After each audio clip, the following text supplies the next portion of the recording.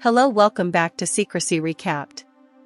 Today we are going to talk about episode 5 of Wednesday, Supernatural series called, You Reap What You Woe. Episode 5 of Wednesday starts Wednesday. Addams questions how well people know their parents. She is trying to figure out what happened the night her dad was accused of killing someone back when he was a student at Nevermore.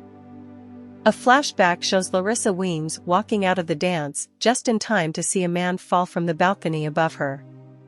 And young Gomez stands above with a sword in his hand. When Larissa speaks to the sheriff, she blames everything on Morticia since they were fighting over her. We see a young Larissa giving a statement to the police blaming Morticia while Gomez is being taken away in handcuffs. Morticia tells him that she has never loved him more. At present time, it is the official parents' weekend at the school. Addams family and other parents have started arriving to spend the weekend with their children.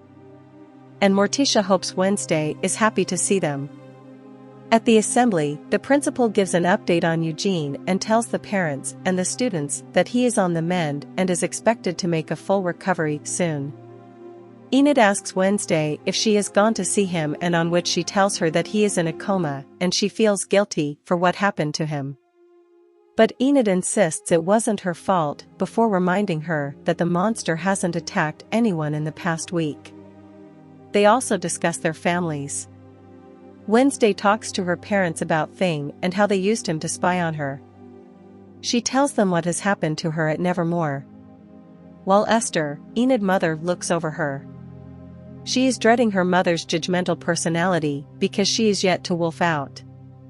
She and Wednesday hope to get through the weekend and be done with the forced family togetherness. They are not the only ones who find the weekend a bit taxing. Xavier's dad is not coming. And he apologizes to Bianca for asking her to siren song him at the dance. Bianca says her mother hasn't shown her face since she started here, but right at time she was talking about. Her mom showed up to create more problems. She has threatened Bianca to come back home and help her swindle people using their powers. Morticia looks at their old yearbook while talking to Larissa about their good times. Morticia asks her if she remembers the duet they did for the Solstice talent show. She is surprised to find her picture missing from the yearbook. Which we all know that Larissa burned that picture in episode 3. Then Larissa principal tells Wednesday parents about the issues she has been having with her. She explains it has been rocky at best after Wednesday mentions the monster. Principal asks them to attend a family therapy session with Dr. Kinbot over the weekend. Morticia is against the idea, but they agree to do anything for their little girl. Sheriff, who was sitting in cafe, orders his team to search the cave thoroughly. He also wants the DNA results on the claw. While Wednesday and her parents drive to town for the session, and they are spotted by the sheriff, who thinks that Gomez is a murderer who got free using underhand methods. Tyler tells him that at least Gomez cares enough to go to therapy with Wednesday, and he gets into an argument with his father, who doesn't want to go for a family therapy session with Tyler. He admits that he isn't comfortable dredging up the family past with a complete stranger. And it is causing friction between them.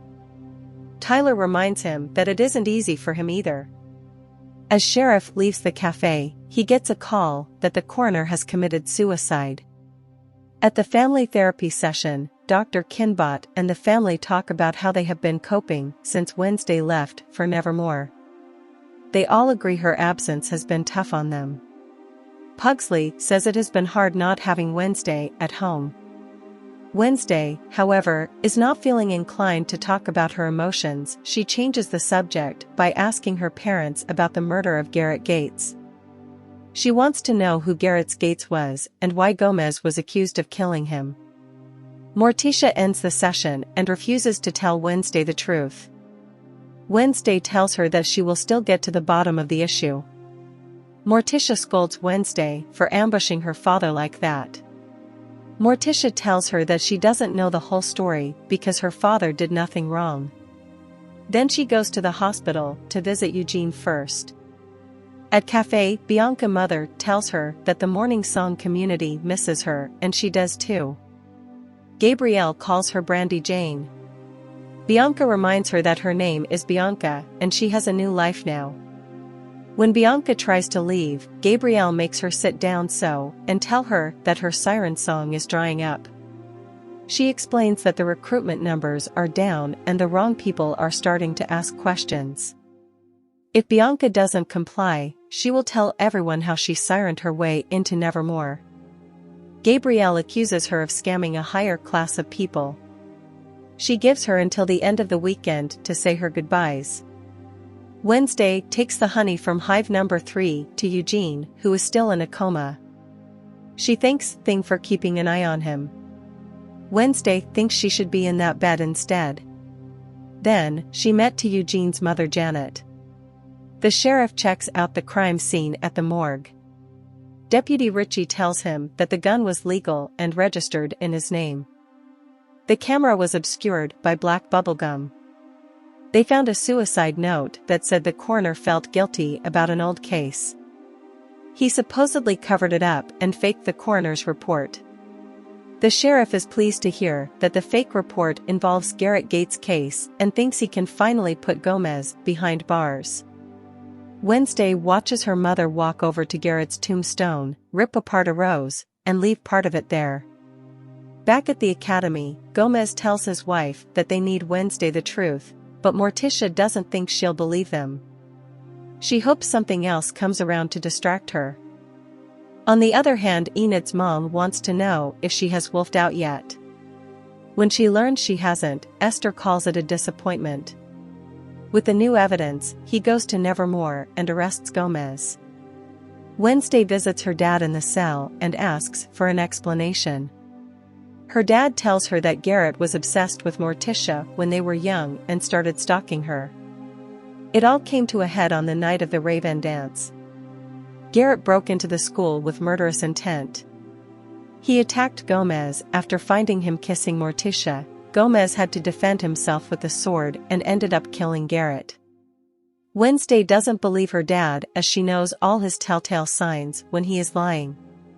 She reminds her father that he taught her how to navigate a world full of treachery and prejudice. She goes to confront the sheriff and asks him to open his eyes as the case against her dad is too much to be a coincidence. She thinks this is a distraction to her investigation of the monster. The sheriff, on the other hand, thinks it is delayed justice and is sad none of the Gates family members is around to see it. Wednesday is curious about what happened to the family, and the sheriff tells her they all died. The mother committed suicide, the father drank himself to an early grave, and the sister drowned overseas. Enid's mother gives her pamphlets for conversion camps that can help her wolf out. Esther reminds her it worked well for Lucille. Enid gets upset and walks away from her mother and father. Wednesday goes to the dock to sit down with Pugsley. She tells him what will happen to their father and how he'll lose his mind being away from their mother. Wednesday reassures him by saying it isn't over yet and he is innocent. Pugsley encourages her to find the truth and help free Gomez. Wednesday confronts her mom and asks her why she sent her to a school that can only allow her to exist in her shadow. They begin talking about Goody before Morticia reveals she is the one who killed Joseph Crackstone. The nightshades were created to be her secret but deadly answer to his oppression. She also asks her mom to tell her the truth about what happened to Garrett. Morticia confesses that she accidentally stabbed him while trying to save Gomez. She says she found Gomez fighting for his life. She'll never forget the way Garrett looked at her and how he was foaming at the mouth. Morticia grabs the saber and ends up stabbing Garrett before he crashes to the ground below. She only realized what she had done when she heard the scream. Gomez calmly and bravely took responsibility for her actions. He instructed her to go to her room and pretend that she was never there. As she narrates the ordeal, Wednesday realizes that maybe Garrett was acting irrationally because he was poisoned. They decide to visit his grave and dig him out. They find traces of poison in his body, but before they can report it, they get arrested. Deputy Santiago catches them and takes them to jail. Wednesday tells her parents that they won't have to serve hard time thanks to her before showing them the souvenir she borrowed from Garrett's grave. She explains that he died from nightshade poisoning and the blue tint proves it. Wednesday has a vision and sees what happened to Garrett.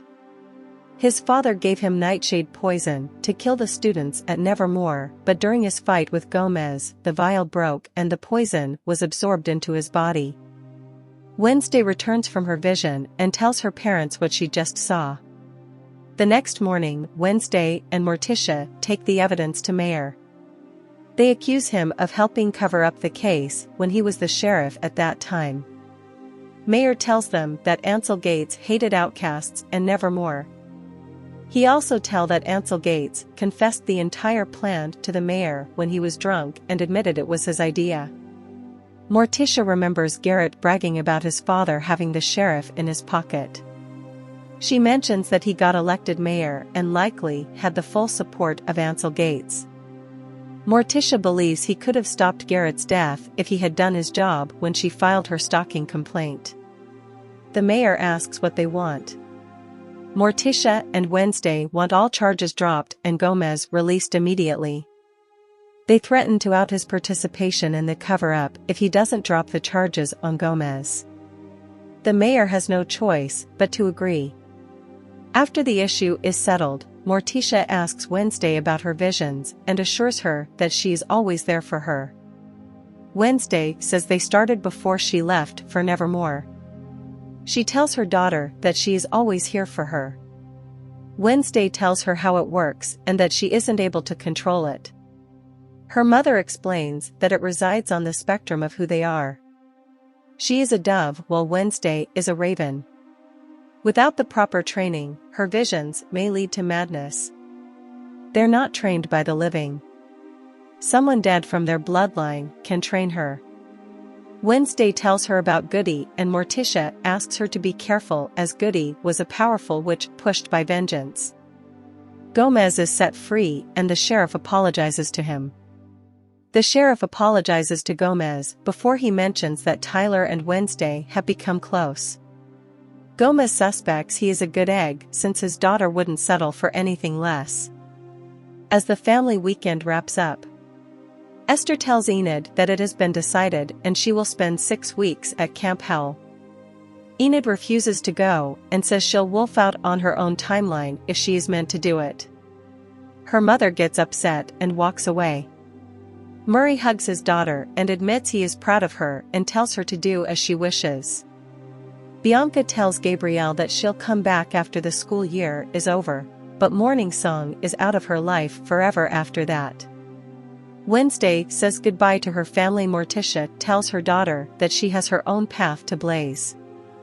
She is only a crystal ball away if she needs her for anything. She leaves Wednesday with her old yearbook and she discovers that the principal is a shapeshifter from the book. Wednesday goes to principal to tell her that she did witness Rowan getting murdered that night. She believes Larissa pretended to be him after his death. Wednesday tells her that she became Judy Garland at the talent show, so she is a shapeshifter. Wednesday threatens to go to the sheriff, but the principal stops her and tells her that Rowan's dad fully supports her decision. Because Rowan's telekinetic abilities were driving him mad and he attempted to murder Wednesday twice. Wednesday thinks that Larissa is the same as the mayor since both are burying bodies to cover up dirty secrets. When Larissa claims she is protecting the students, Wednesday urges her to tell that to Eugene. They hear students yelling nearby. They walk out onto the balcony and see fire on the ground that spells out, "Fire will rain." Well, that's all for episode 5. Hope you liked the video. To watch the next episode, please subscribe the channel and hit the notification bell on.